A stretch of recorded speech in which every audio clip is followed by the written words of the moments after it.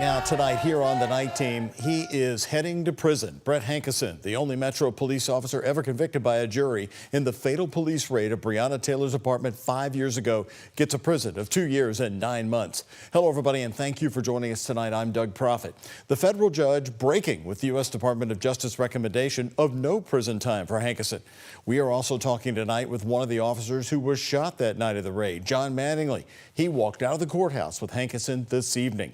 WAS 11's Isaiah Kim Martinez and senior photojournalist Alyssa Newton begin our coverage. Say her name! Breonna Taylor! Family and friends of Breonna Taylor out in numbers once again, shouting her name. Breonna Taylor! Just moments after a federal judge handed down a 2-year, 9-month prison sentence to former LMPD detective Brett Hankison, convicted 8 months ago of violating Taylor's civil rights in 2020. You know, I'm grateful for the judge for giving some time, because we could have walked away with nothing according to what they recommended. Breonna's mother, Tamika Palmer, was at times furious in the courtroom as new DOJ attorneys on this case, now under the Trump administration, sided with the defense in recommending no prison time. I've never seen such a thing. I've never even heard of such a thing. It was disrespectful. It was heartbreaking. It shouldn't have happened. And like I said, he didn't know who I was. But federal judge Rebecca Grady Jennings, a Trump appointee,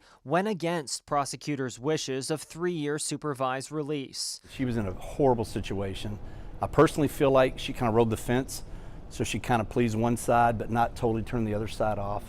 And then ultimately it's going to be in the hands of the appellate court or to pardon, and it kind of takes her out of the frying pan. Retired LMPD Sergeant John Mattingly, who was shot in the leg during the overnight raid on Taylor's home, was in court asking the judge to take mercy on Hankison, and later he walked him to his car after the hearing finished. In the court, Hankison apologized to Taylor's family, saying if he knew then what he knows now, he would have never fired his gun. He's in weirdly good spirits. His first thing was like, I'm just glad that my head's not on a jail cell pillow tonight. You know, at least I get to go home, regroup, let this thing sink in and absorb. Then their attorneys can come up with a new game plan.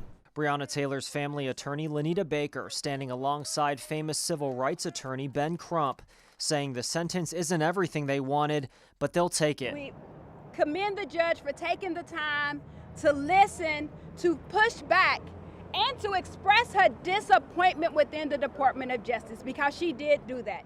Hankison remains free from federal custody for now, as his attorneys plan to appeal. When I asked Crump if there's concern over a future Trump pardon, reducing of Hankison's sentence, he told me this. Right now in America, we're at the crossroads. Are we going to continue to be a democracy?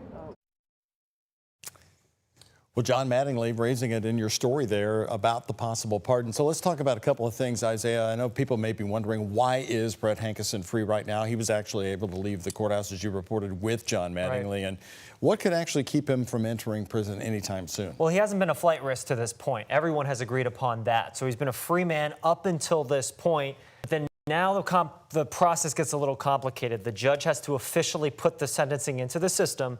Then there's going to be the appeal by the defense, right? That could take a while. There's going to be a hearing for that.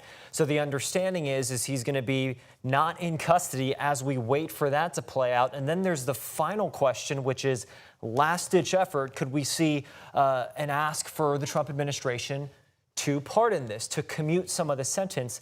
This could take a while, and there's a possibility that it could be a long time until Brett Hankison is in federal custody, if he ends up there. Is there a belief that his attorneys will try to work on that, ask for a pardon? I believe they've worked on it for weeks and months in advance. They're just going in the order that they believe the Trump administration likes them to go in, to exhaust all resources first. And if we should point out, if there is an appeal, it would go back in front of this judge who sentenced him today. And I do want to mention, the judge was very, very clear today. She believed that the DOJ in its current stance was minimizing, Doug, this verdict and this crime that she says that the jury determined that Brett Hankison committed, and she was not happy with that. She lectured the DOJ She did for quite a while, and even though the DOJ said, hey, none of the bullets that Brett Hankison fired hit Breonna Taylor, they didn't kill her, she says that's not what this case was about. The jury already denied it, and that's why she ultimately came to that 2-year, 9-month sentence. That's right, the civil rights violation. Absolutely.